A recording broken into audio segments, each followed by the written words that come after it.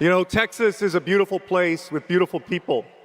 People from the big cities of San Antonio and Austin, Dallas and Houston, cities like McAllen and El Paso, but also the piney woods of East Texas and all the rural counties there, and the vast expanse of West Texas and the Panhandle.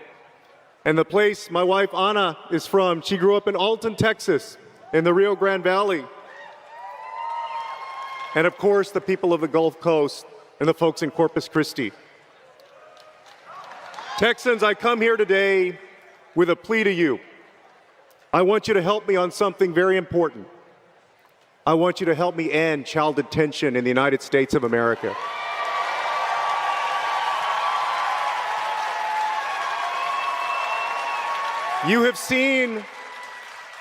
We have all seen the brutality on the streets by ICE. We've seen American citizens killed.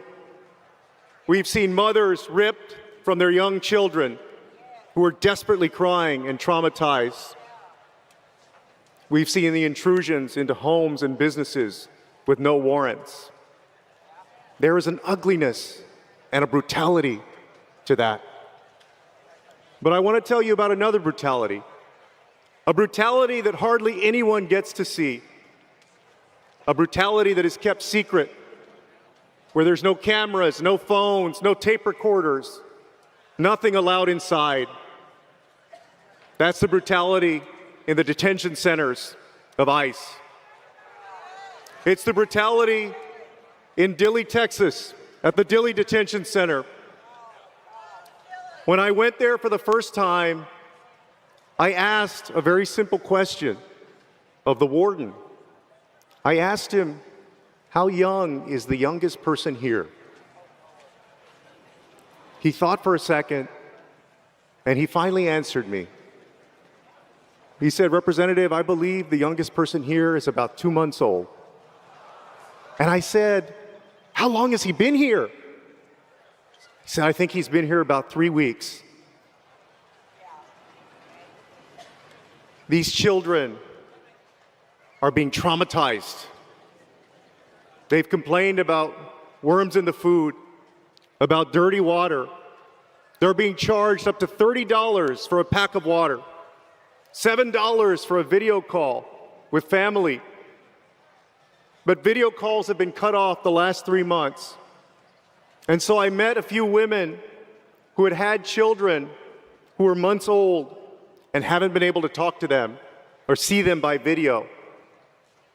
That's the brutality behind those walls. But I want you to realize something even more shameful than that.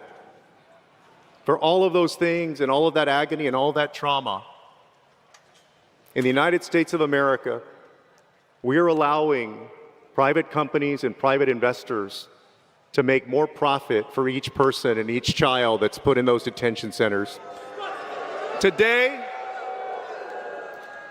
we say that it's wrong, that we should end child detention, that we should shut down the CoreCivic Detention Center in Dilley, Texas, and that we should elect leaders. A new senator who won't support it. That's James Talarico. And I'll tell you something else, something a lot of people don't realize. Texas Governor Greg Abbott was the first Texas governor to allow for the deployment of the Texas National Guard into those detention centers to help ICE carry out this brutality. Donald Trump's mass deportation system, I've seen the face of it, and it's ugly. But it's not just mass deportation by Donald Trump.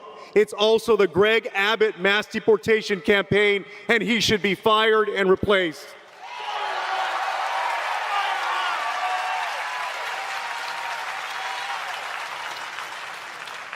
We must change a system that says that the more Juan Nicolases, that 2-month-old baby, who when he got bronchitis, instead of making sure that he was okay and back to being healthy, they deported he and his mom and left them across the border. You remember Liam Ramos, the 5-year-old from Minnesota, I was proud to help get him released and fly him back to his home in Minnesota.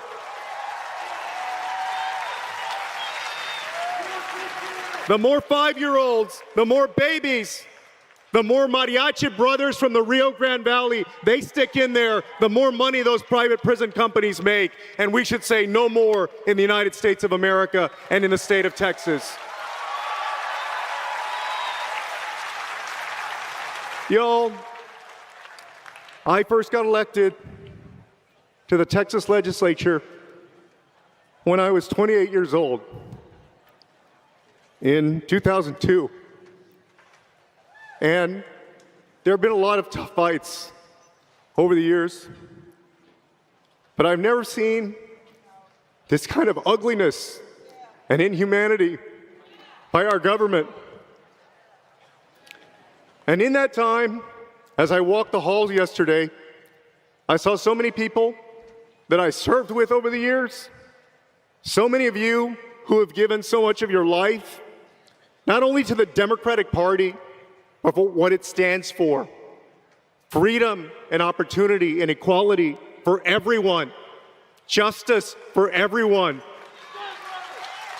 And many of us, our hair has turned gray together. And yet we realize something that Donald Trump and Greg Abbott and the Republican Party can't admit: that the United States of America became the greatest country on earth, not in spite of immigrants, but because of them. So please, things must change. You can change them. Don't give up hope. Keep going. Your voice matters.